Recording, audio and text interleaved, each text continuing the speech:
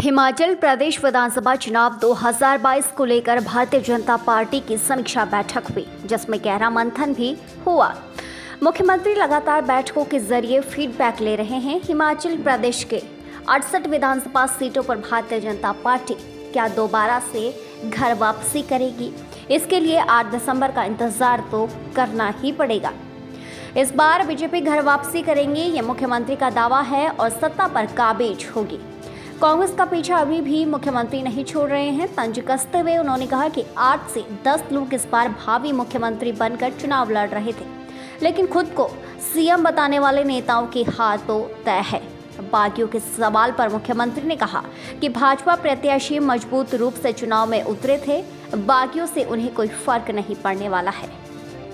देखिए, विधानसभा के चुनाव के पश्चात पहली बार सब पार्टी के साथियों के साथ बैठना हो पा रहा है और मुझे इस बात की खुशी है कि सभी पार्टी के नेताओं ने, पार्टी के कार्यकर्ताओं ने बहुत बेहतर ढंग से इस चुनाव में काम किया है। और आज हम काउंटिंग से 4 दिन पहले यहाँ पर एकत्रित होकर के थोड़ा चर्चा करेंगे आगामी योजना, और उसके साथ साथ में हमारी काउंटिंग से रिलेटेड कुछ बातों का ध्यान रखने की जो चीज़ें हैं उनको बारे में बातचीत करेंगे। और हिमाचल की जनता का मैं धन्यवाद करना चाहूँगा कि इस बार बहुत अच्छा उन्होंने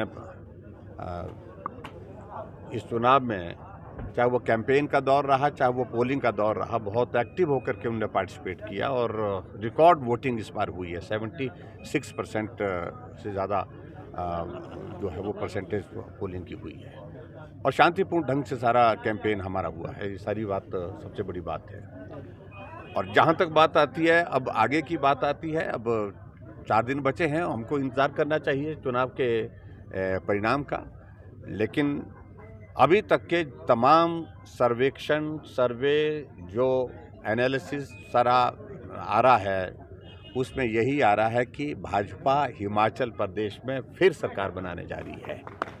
और मुझे इस बात की खुशी है कि ये हिमाचल के इतिहास में उस दिशा में एक चीज़ ऐसी होगी जो लंबे समय तक इतिहास में दर्ज होगी। और बाकी सारी चीज़ों को लेकर के मैं यही कहूँगा, मैं किसी के बारे में कोई टिप्पणी नहीं करना चाहूँगा। और भाजपा के सभी कार्यकर्ताओं को और प्रदेश की जनता का मैं धन्यवाद करता हूँ कि जिन लोगों ने बहुत बेहतर ढंग से इस चुनाव के इस दौर में सहयोग दिया है। कि मैं उसके बारे में कोई बात ही नहीं मैं करना चाह रहा हूँ। उसकी शैली, उसकी भाषा, अब मैं उसमें ज़्यादा टिप्पणी नहीं करना चाह रहा हूँ। वो नहीं सीख पाएंगे। वक्त के साथ सारी चीज़ें ठीक हो जाती हैं। देखिए, उनको मुझे लगता है कि पहले तो यही मैं कहूँगा कि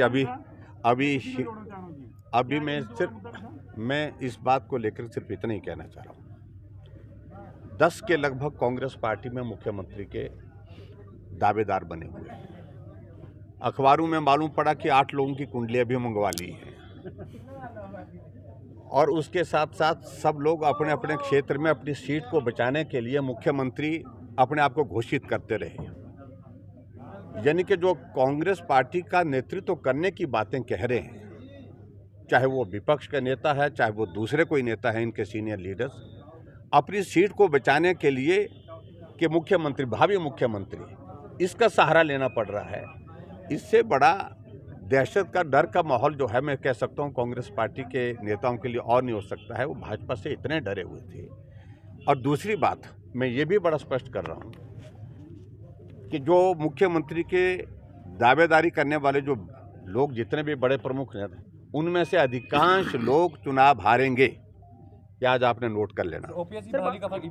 और देखिए, सारी चीज़ों का, लेकिन मैंने कहा कि अभी परिणाम आने दो, उसके बाद ही इस बारे में टिप्पणी करेंगे। आप पहले फीडबैक लेंगे, उसके बारे में बात करेंगे।